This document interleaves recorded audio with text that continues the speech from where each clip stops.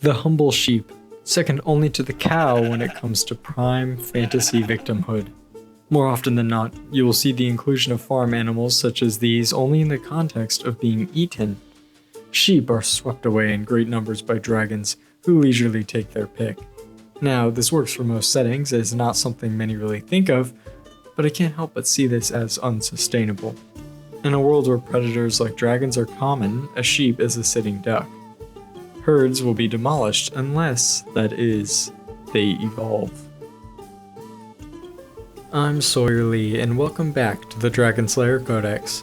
My setting is abundant in dragons. They slither and soar across nearly every ecological niche, gripping the world with iron talons.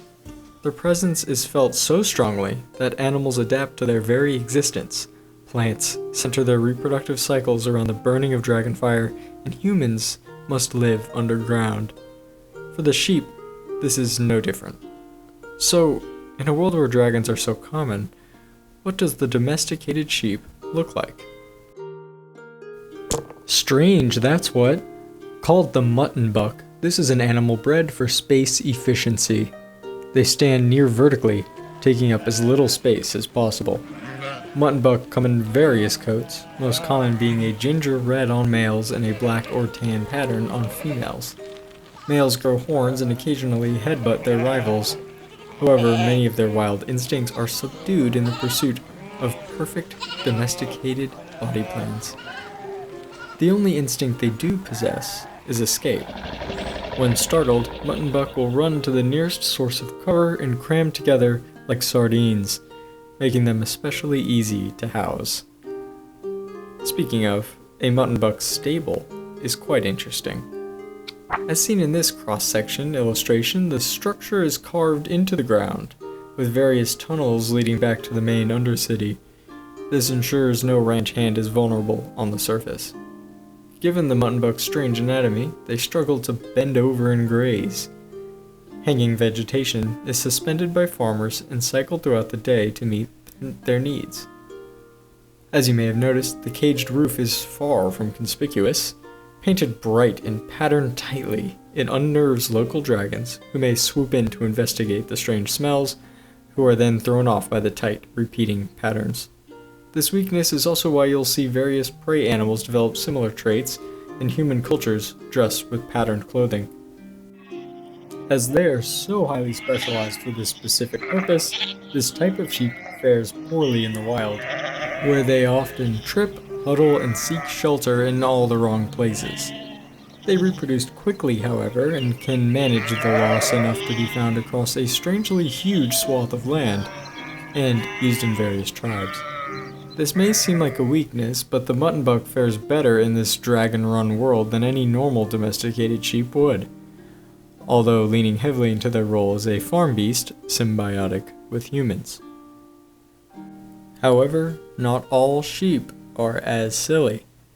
In lieu of weapons, size itself can become a defense. The forests of Grotto Deep in the near north rumble with the footfalls of the great sheep, the white-neck. These beasts are high browsers who take on a form convergent with the Kalikatheres of Earth's prehistory. They are mostly hairless except for the neck and head, from which flows an elegant, pearly mane, from which the cloth of kings has been woven. On their backs, cornified skin coats their less guarded parts in a form of keratin armor. Most notably, however, is the presence of two gigantic claws on each forelimb. Derived from hooves, they can be swung forward like a switchblade to aid in pulling down vegetation and gutting small to medium-sized dragons. They have a rather calm demeanor, which has allowed certain groups to tame a small number for the sole purpose of caravan travel. As mentioned in the video on the Mad Maker Kraken, caravan travel is extremely dangerous, and those who survive multiple trips are seen as heroes. Whiteneck make caravan travel easier, as they can both haul material and act as a huge bodyguard for the travelers. Their calm attitudes, however, fall apart during the fall rut season, where males develop a red, oozing wound on their chest, grow horns, and lash out in anger as their hormones surge. The rut, along with their size, makes them uncommon for long-term human partnership. However, their usefulness in nomadic outposter tribes makes the effort worthwhile. While this species can fend off threats even at the size of a rattledread, they occasionally fall victim to large species such as the giant-eating hold taker, who pursues it with a similar tactic as it does the monstrous primates it prefers to target. The Avervast, a common name for the world of the Dragonslayer Codex, is one of danger and ecological extremes.